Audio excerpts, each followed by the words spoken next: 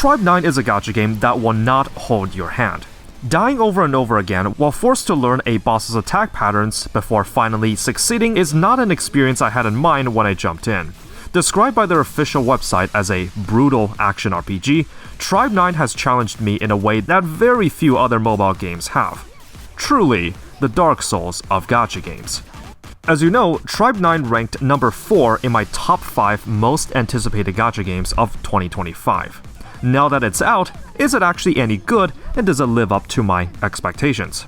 After over 15 hours of gameplay at launch, I'm going to be discussing and analyzing the game's mechanics, gacha system, overall quality, and so on from a first impressions perspective. My name is Psyche, and it's time to take a trip to Neo Tokyo. Tribe 9 is developed by 2Kyo Games, a small team composed of Kazutaka Kodaka, one of the main staff members for the Danganronpa series of visual novels, and Kotaro Ushikoshi, the writer for the Zero Escape series of point-and-click puzzle games. Worth mentioning that as a visual novel fan, I have played all of them. Both Danganronpa and Zero Escape are regarded to have some solid writing, and they both rank pretty highly in the top charts in the visual novels database. The character designs will bear a lot of resemblance to Danganronpa, but hey, that's just what gives it a unique charm.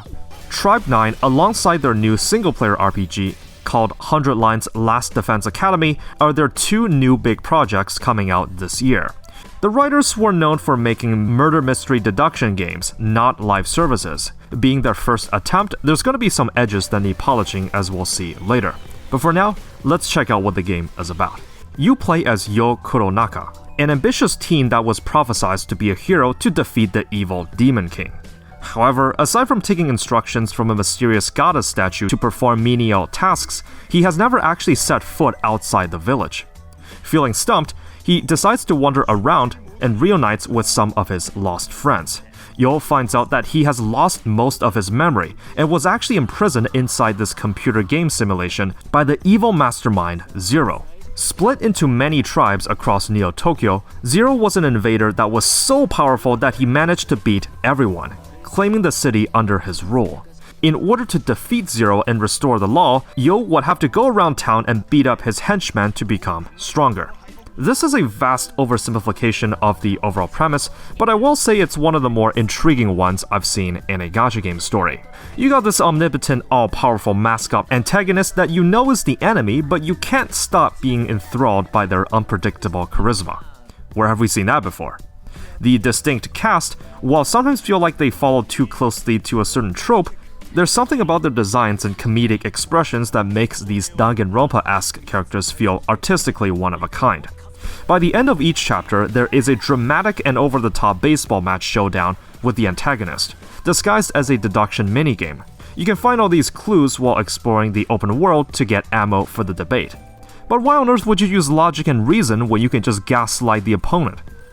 Each character has different passives that will turn the tides in your favor, and I would have appreciated a way to replay these, since I feel like I wasn't able to grasp how some of the mechanics worked too well on the first round.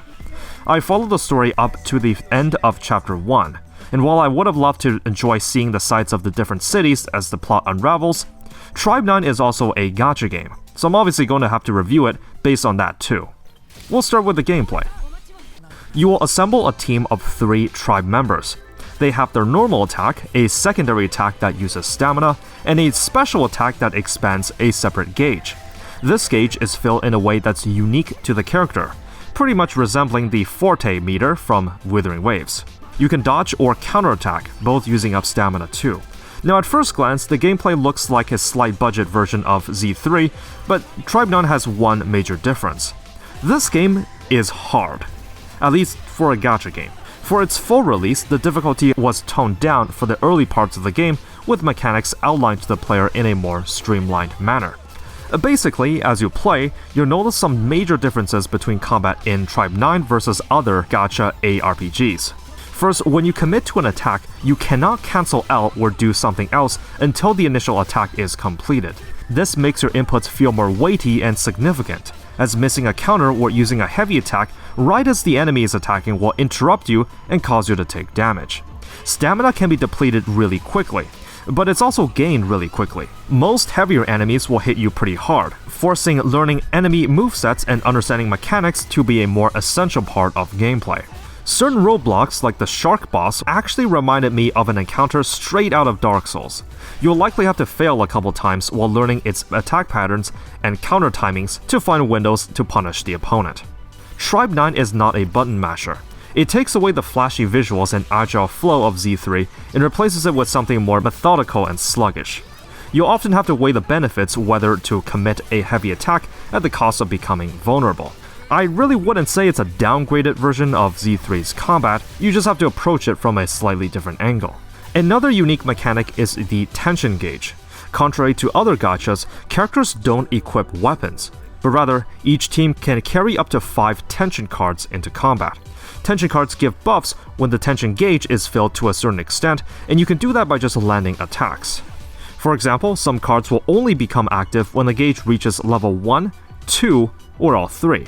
You can freely mix and match these, and if you feel that a team will never reach EX tension, then just don't run any cards that require it. Character ults will also expand tension, so while they're very powerful, your gauge will be reset, meaning that you will lose out on certain buffs until you can stack tension back up. The opponent also has their own gauge, and it's generally filled when you take damage. When it's full, certain enemies will unleash powerful attacks, and bosses can switch to a different moveset. You either just have to adapt to it, or play defensively until it dies down. The only complaint I had is that some attempts just felt like I stood a better chance because my off-field allies happened to take less hits. This means you're rewarded for playing well and punished for playing poorly. While this style is more hardcore, it may not be the most approachable for the general mobile game audience. The open world features pixel art sprites in a beautifully crafted fixed 3D environment. It's clear Tribe 9 has a decently high budget, and some of the team's best presentations are showcased here. The composer for the soundtrack is Masafumi Takada, the same one that composed the music for Danganronpa. Characters move around expressively in the menus, and while the sudden animation stop is kinda jarring, it's not a big deal. The world of Neo Tokyo is littered with puzzles and side quests for you to explore, with enemies having a detection range that can be avoided if you absolutely don't want to fight them. Now, given that Tribe 9 is a live service game, it will have its ways to prolong your playtime and reinforce daily play. For one, there's no player level in the game, but there's a booklet where you collect stamps based on achievements and completion of certain activities. Character level caps are increased when you reach a certain threshold, and progression in the main story is halted until you collect enough stamps. This is honestly a double-edged sword. For one, beating the truly difficult bosses in the game is more skill-oriented, because there's just no way to overlevel and unlock better upgrades until you beat it. It also forces you to explore the open world and see more of the game.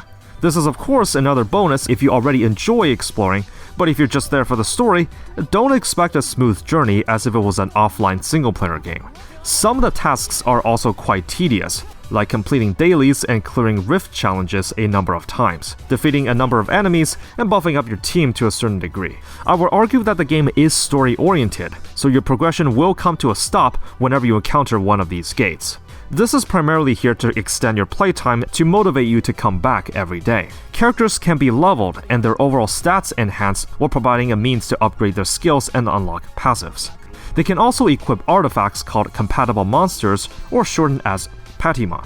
Each has their own substats and set bonuses. One of these set substats will enhance a specific character's power. One plus side to the system is that when you get a Patimon, there's no need to level it. All the substats come pre-attached. Of course, characters can also be limit broken by pulling more copies. Tension cards do have ascensions that require upgrade materials and can also be limit broken.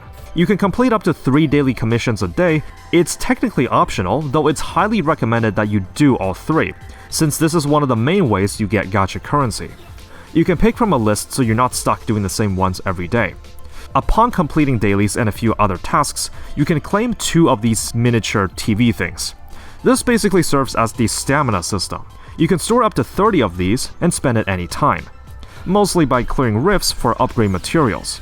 This means you can freely stockpile it and grind whenever you like. Well, to a certain extent, of course. These TVs are rewarded from the Battle Pass, in which there are other weekly and seasonal missions as well. If you beat Chapter 2, there's another challenge mode that grants a currency where you can buy a skin with it. From what I can tell, all the purchasable ones here are just palette swaps. But hey, better than nothing, I guess. This brings us to the gacha. It's not a gacha game without, so how does it work? Rarity ranges from 1 to 3 stars. 3 stars have a 2% chance of dropping, with the rate up split in a 75 and 25 coin flip in a 1.5%. The subsequent 3-star is guaranteed to be the rate up if you miss the 75%. 2-star rate ups are at 6%, with a spook taking up the other 25%, meaning the combined total odds of pulling one is 8%, and the remaining 90% being the fodder 1-star cards. Pity is at 80 pulls, and I'm not sure if a soft pity exists. A pull costs 120 Enigma entity, so a guarantee rate-up character will cost 19,200 of these, assuming the worst-case scenario. 3-star tension cards have their separate banner with the exact same odds. You can pick from a standard character after pulling on that banner 300 times. The game says that you get one at random, but many believe that this is just an error and you do get to manually select one. These rates have been increased very recently, as they used to have Hoyoverse rates when the game first launched. This would have been a pretty big mistake, as I don't think it can afford to be charging Hoyoverse rates without matching their quality. I have no problems with smaller indie developers going the gacha route, but the reason why players are willing to tolerate these rates is that Hoyoverse games are extremely high quality. Tribe 9 is certainly a high-effort project, but it's just not quite there yet. Worth mentioning that during the first couple days at launch, the game sat at a mostly negative rating on Steam, with people complaining about the stinginess of the launch rewards. While they gave out a bunch of apology currency, the initial launch reward was a whopping 600 gacha token, enough for just 5 pulls. It was also then that the dailies were modified to give 120 tokens per day, enough for 1 pull. Dailies didn't even give any prior to that update. Chests found in the world do refresh every day, but they don't give gacha tokens and only provide minimal rewards each. You have the 30-day supply that gives almost 20 pulls over the course of a month, the cash shop that sells paid currency. The Battle Pass has a premium track that offers some additional skins. It costs 600 paid Enigma entities, which translates to about $7. If you consider that you can also save up enough from the currency given from monthly supplies, this is actually not bad at all. The overall monetization feels rather basic, but I have virtually no complaints for a game of this scale. It's just fairly typical for a gacha game. In a hyper-competitive market, do I think Tribe 9 stands a chance? Kind of. It would depend on how update cycles and events go. Given that 2Kyo Games has never made a gacha game before, there's going to be some inconveniences before they iron some things out. For one, there's no autoplay. Completing dailies will require you to physically travel to the locations to perform them, though to be fair, it doesn't really take that long. The rifts are procedurally generated dungeons that consume stamina. You have to manually go through the level and fight the boss at the end. There's no sweeping feature as of now. During launch week, there was no additional event happening aside from the login bonuses. I hope this is something that can be worked on, as it doesn't feel like the game has a lot going with events. Maybe a mini-story of the cast exploring the first city area or a short challenge stage. Usually there's something that deviates from the normal gameplay loop in most modern gacha games, so as a live service experience, this is one aspect Tribe 9 would also have to consider. Something else I feel is a problem not just in Tribe 9, but Japanese gacha games in general, is that certain mechanics are just not explained very well to you. There's a break system during combat where if you inflict enough break points on an enemy, they become staggered and you can do a chain attack with your allies. Except there's no bar or gauge on the UI to indicate the break meter at all. Characters also have their gimmicks explained with keywords. This is not inherently bad as it condenses text in the descriptions. You can click on a keyword to see the explanation of how it works. Except if there's another keyword within the explanation, you can't see that for some reason. Despite this, I actually have a lot of confidence in 2Kyo Games here. Souls-like combat and gacha just don't mesh well on paper, but they just might be able to pull it off. Many changes have been made up until the full release, and the week after that, I feel they were able to turn it around. I originally had a lot of skepticism had they kept the Hoyoverse rates and didn't implement certain quality of life features. Given what we know so far, I wouldn't say it's unreasonable that the developers will be taking certain feedback to make the game better. I would say the story is easily the highlight of Tribe 9. Some people would argue that this is just a single-player game in a gacha disguise, and you can still have a lot of fun going through the story. Just use what they give out, sit back, and enjoy the show. So this is where I think going the gacha route has many distinctions from a single-player approach. If you're going to argue that people should just be playing this as a single-player game, I'd say do that. Don't play it now. Wait until the entire story is finished, treat it as a single-player experience where you enjoy the world building and narratives, complete it, and move on with your life. The main barrier that prevents me from making it one of my ongoing games is due to how restricted progression feels. Even if you just want to play it for the story, you're forced to explore the open world and spend time on side activities. The team behind it has a history of making murder mystery and puzzle games, not gacha. However, I think this ambitious blend of hardcore gameplay with a wacky and expressive cast is what will draw in a lot of players. There's a lot of good things that it does with its characters and design. Nothing quite like it exists on the market right now, but given there's so many new gachas to pick from, it may not be enough to make it your forever game. One of the more recent examples of great game probably shouldn't have been a gacha. Tribe 9 gets my first impressions rating of try it. That's it for the review. Let me know if 2Kyo Games' next project caught your eye and whether you'll be trying it out.